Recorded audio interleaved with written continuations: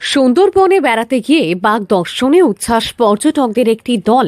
ক্যানিং থেকে ৩০ জনের একটি পর্যটক দল ১৩ তারিখ কৈখালী ঘাট থেকে নৌকায় করে সুন্দরবন ভ্রমণে যায়। একদিনের ভ্রমণ শেষে ফেরার পথে পর্যটকদের জন্য অপেক্ষা করছিল এক বিশেষ মুহূর্ত। আজমলমারি ১১ নম্বর জঙ্গলের কাছে হঠাৎই একটি রয়্যাল বেঙ্গল টাইগার দেখতে পান তারা।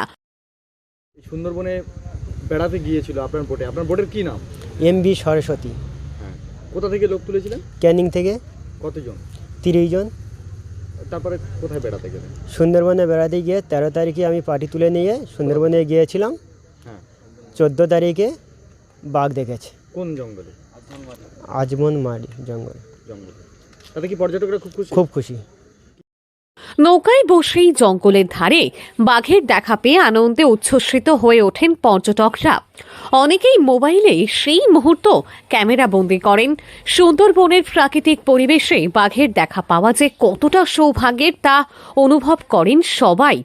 পর্যটকদের মতে এই অভিজ্ঞতা তাদের জীবনের অন্যতম স্মরণীয় মুহূর্ত হয়ে থাকবে। বন দপ্তরের নিয়ম মেনে নিরাপদ দূরত্ব বজায় রেখেই বাঘ দর্শন করা হয়। এই ঘটনায় ফের একবার সুন্দরবনের জীববৈচিত্র্য ও পর্যটন আকর্ষণের গুরুত্ব সামনে এলো। এ প্রসঙ্গে এক বোট মালিক তিনি বলেন, নৌকা নিয়ে কুলতলির কৈখালী থেকে বৈধ পাস নিয়ে কলস ক্যাম্প থেকে বনি ক্যাম্প এলাকায় আসে। সেখান থেকে আজ ফেরার পথে মইপিঠের বনবিবির থান এলাকায় নদী সাঁতরে জঙ্গলে উঠতে দেখে পর্যটকদের দল পূর্ণবয়স্ক একটি রয়্যাল বেঙ্গল টাইগারকে পেয়ে উজ্জীবিত নৌকার মাঝে থেকে পর্যটকের দল এরা খুব কাছ থেকে রয়্যাল বেঙ্গল টাইগারকে দেখতে পায়। বারে বারে রয়্যাল বেঙ্গল টাইগারের দর্শনে পর্যটকের সংখ্যাও বাড়ছে। দক্ষিণ চব্বিশ পরগনার সুন্দরবন থেকে সুমন সাহার রিপোর্ট, লোকাল 18 বাংলা।